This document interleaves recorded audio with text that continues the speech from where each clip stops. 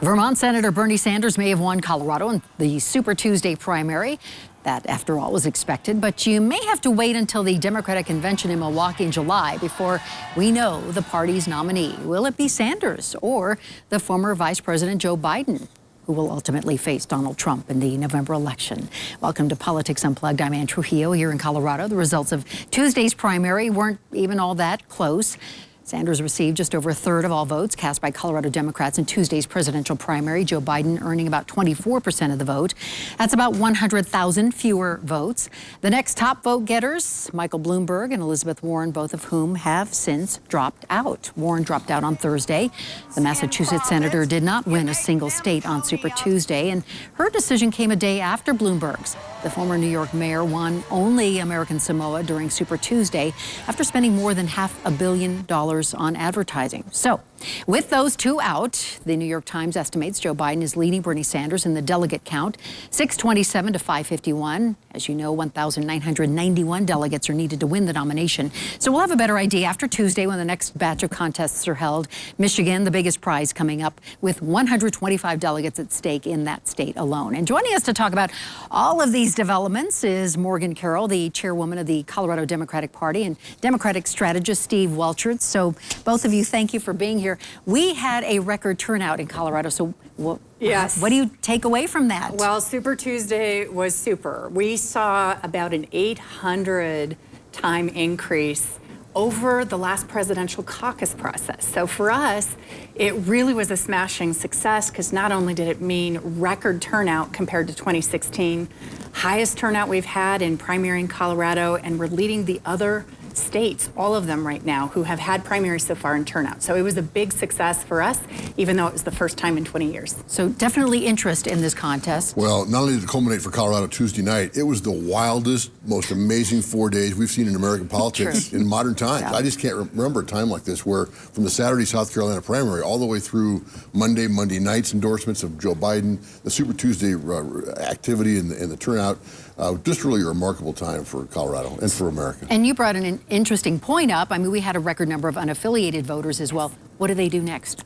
Who, how, where? Well, I think it's a real challenge, by the way, moving forward for the Republicans, because, the last cycle, about 35% of the unaffiliated voted in the primary, and we went to Democrat 2-1. This time, 600,000 unaffiliated voted in the primary. It went 3-1, almost 70%. Picked the Democratic ballot. And so do you get those people back for Trump in the fall, or do they kind of stay in the Democratic column? I suspect it's the latter, and that's really the big hill to climb for both Cory Gardner and Donald Trump. So what was the interest? Is it just that it was this crowded field and people had so many choices? Well, I think people are pretty motivated. I think collectively the country has PTSD, anxiety, depression, and horror, and maybe that's not everybody, but it is an overwhelming majority. And choices. Sometimes people have felt they haven't had a lot of choices, and we started with a large field, which was maybe concerning to some, but it had people engage earlier to really check out and do their homework, and some were making their decisions all the way up until 7 o'clock on Super Tuesday itself. And the fact that they had choices and so much is at stake really, really meant we had record turnout. Yet we also had frustrations because some people's choices dropped out before Tuesday.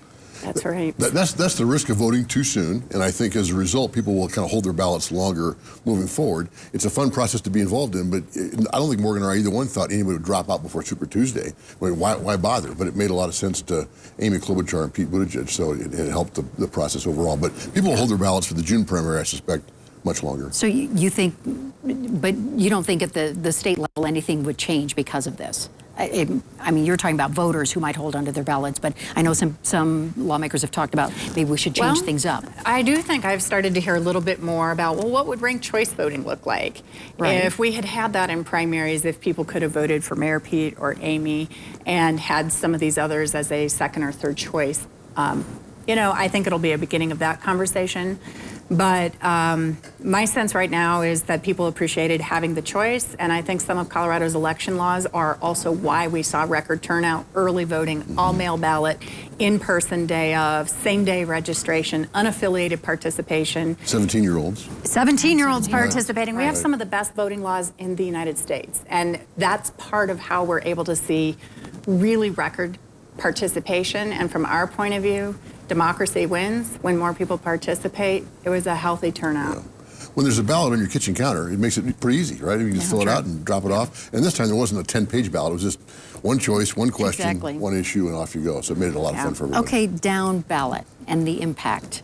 Looking forward. What do you think? Well, I'm looking tomorrow is our caucuses. So for anyone who think they're done with Super Tuesday, no. Because if you care about who Colorado's next U.S. Senator is, caucus tomorrow, Saturday at 2 p.m. And you can go online and figure out where your caucus location is. Because all the other races that aren't presidential are up for grabs at caucuses, and people have a very powerful say on who's going to show up on the ballot. Unfortunately, this airs on a Sunday, so, can't use it. that will be done. But no, that's all right. So but beyond this, as a party chair, Morgan's got to be kind of fair and balanced in this conversation. Sure. But certainly the down ticket races, congressional races, legislative races, not only in Colorado but around the country, took a big sigh of relief on Tuesday when Joe Biden kind of ascended to the top spot. And I think that's why Steve Bullock got back in the Senate race in Montana, for example. You're going to see more activity like that around the country. And so the rest of the ticket feels much more comfortable, much more calm with Joe Biden ahead of the pack race. Except a lot of people are also saying a contested convention as well. Well, and I would say after this that, so for down ticket races, all of those are important, and those are still coming up too, however people participate. And I don't think this is a done deal yet. You know, just even a week ago, it was looking like Senator Sanders was leading in delegate counts. The majority of delegates are still out there. It's been a dynamic election, and so any of us that have ever made a prediction have basically been wrong. I know. So stay tuned for polls. I lost all my predictability in the last election. Understood. Okay, thank you both so much. Appreciate it. Morgan Carroll and Steve Welchert. Be right back.